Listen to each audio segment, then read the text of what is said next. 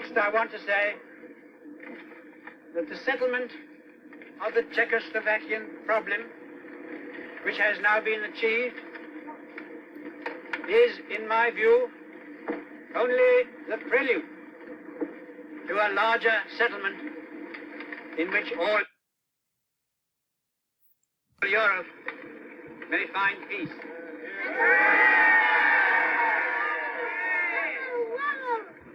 This morning, I had another talk with the German Chancellor, Herr Hitler. And here is the paper which bears his name upon it as well as mine. So, yeah, you just saw a very short clip of a man named Neville Chamberlain. Neville Chamberlain was the Prime Minister of Great Britain. He was trying desperately to avoid a war in Europe. No one wanted another war. That they called what we call World War I the Great War. And it was called the War to End All Wars. Because no one thought that another war like that could happen again. It was so brutal and so bad. As we learned, you watched a video about it, we talked about it. It was horrible and horrific. And France and Britain, everybody wanted to avoid that war. At least the Western powers definitely wanted to avoid the war. Hitler knew this too. That's another thing to remember. And we're going to be also talking about some of Stalin's machinations in the East. So if you look at this map, okay, let's look at the map right now. This is a map of 1922, but borders had not changed too much since then, right? So you still had Germany in the middle with a potential two-front war, right? By 1938, though, the issue was that he was talking about there, and we're going to be talking about it some more in a second, is over control of this area called the Sudetenland. Also, in 1938, Austria became part of the Third Reich, part of Germany. Okay, that's another thing to remember. We're going to be seeing that on maps too. The French and the British desperately wanted to avoid a war. Also, you had the Soviet Union over here. Stalin. We just talked about Stalin. He definitely wants to push westward. There's no doubt about it. And as a communist, wants to spread the communist revolution. There's no doubt about that. We talked about that already. So, you really had a couple of things at play here. You had the British Prime Minister trying to make a deal with Adolf Hitler, Chancellor and Führer of Germany. And the British and the French wanted to either get the British, particularly the British Chamberlain, wanted to make a deal with Hitler so Hitler and Stalin could stay apart, and alternatively the British and the French wanted the Soviets and definitely Poland to remain connected to them, so Germany would fear a two-front war. And we're going to see something very important happens between Stalin and Hitler. Okay, so the map really tells the story here. So let's move ahead. We'll talk about some of these things. Now, the first big provocation that Hitler did to really question a main part of the Treaty of Versailles was this remilitarization of the Rhineland. The Rhineland is that territory on the west side of the Rhine River. It's German territory, but it borders France and Belgium and the Netherlands there. Part of the Versailles Treaty, if you remember, was that there could be no German military in that area. I'm drinking some coffee while I'm doing this too, so you might hear me drinking coffee. It's coffee. So, this was a very important act by the German government under Adolf Hitler, and he orders German troops to enter the Rhineland. So they march across these bridges into the west to the west bank of the Rhine, and there's a photograph of this happening. It was portrayed as a big patriotic event, as Germany basically reasserting itself and saying we're not going to be bound by this treaty anymore. Okay. Now, technically, the French and the British could have responded to this by military action. they basically do nothing. They complain about it. They lodge complaints in the League of Nations. They say this is breaking the Versailles Treaty, etc. But in reality, they do nothing because they fear war. And it would have been very unpopular in their own countries to fight at this point. Even many, I would say, I'd have to look this up, but a large group in France still would have said it's not worth another war. It's not worth another war, as horrific as the First World War, to stop Germany from having troops in its own country. Okay, that was the issue.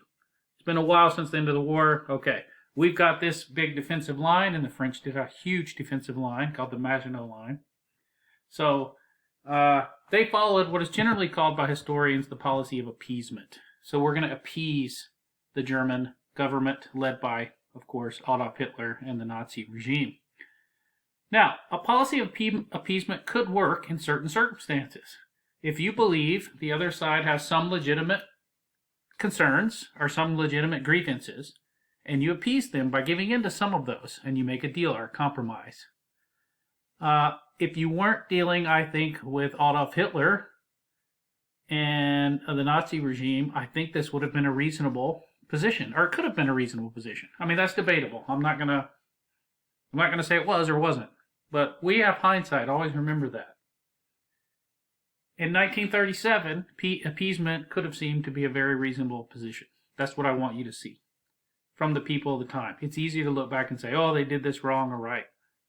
And it was also popular in Britain and France.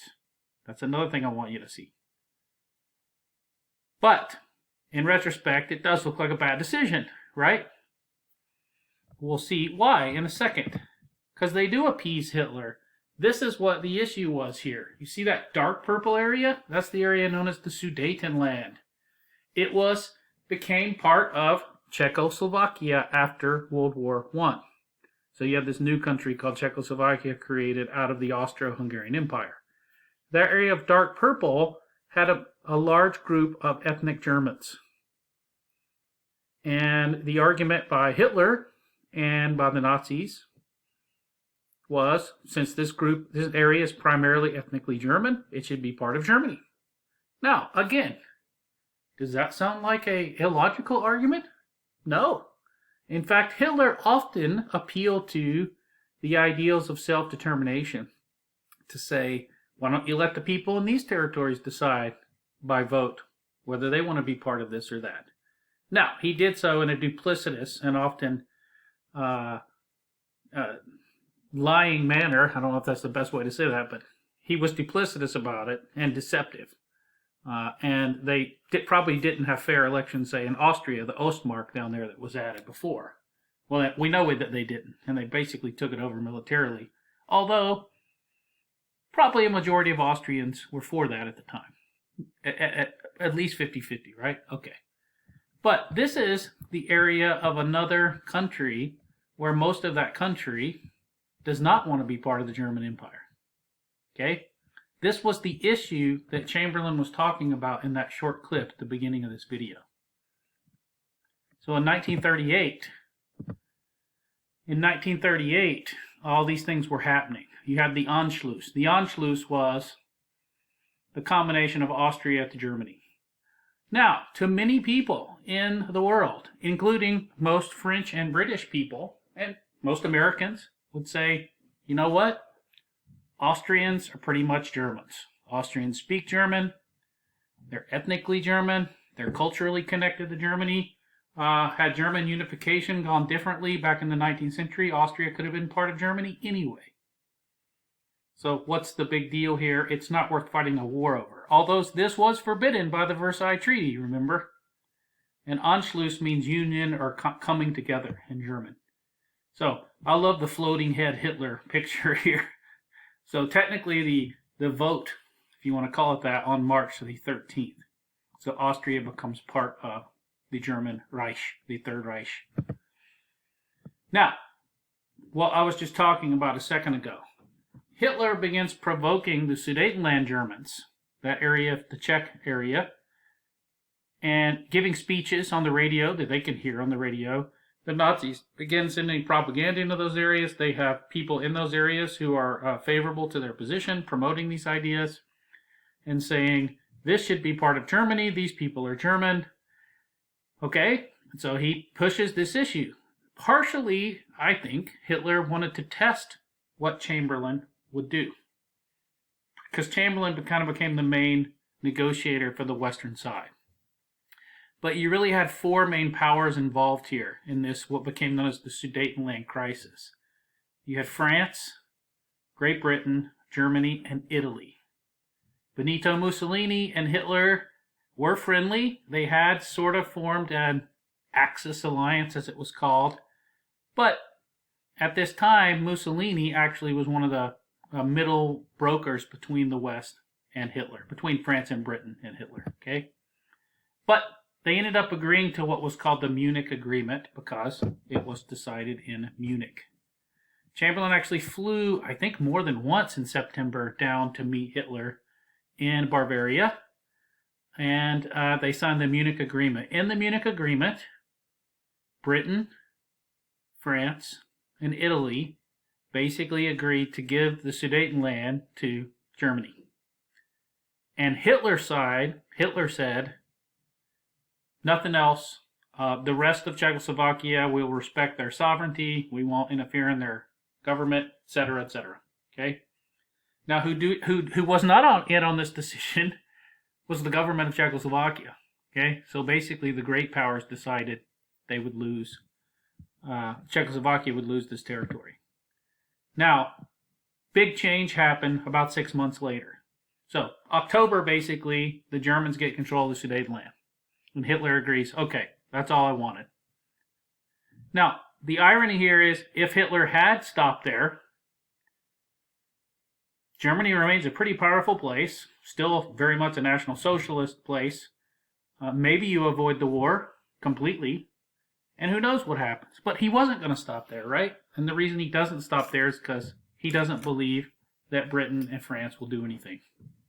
And there's another reason we're going to see coming up, and before we get done with this video. Now, look what happens. Germany basically takes over the rest of Czechoslovakia in March 15th, 1939. Well, the Czech area becomes a German-controlled area, and the Slovak area becomes basically a German tributary state. They let the Slovaks have their own state, but they have to be allies and do what the Germans want, essentially. Okay? All right. So, big shift happens in public opinion after March 1939. Most British and French people begin to realize, or begin to think, that maybe this Hitler guy isn't going to keep his word in any way, right? Maybe his goals are bigger, and now we've got to stand up to him. So the next big issue that Hitler began to push had to do with Poland. Look at that area.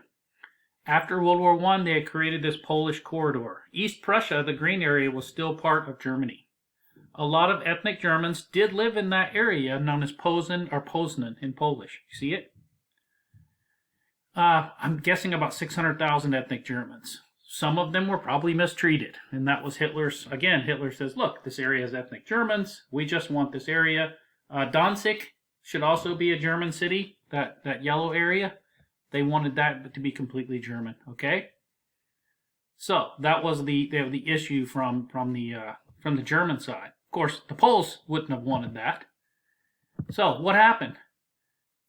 So I just talked about that. Germany demands this area to be brought back to German control.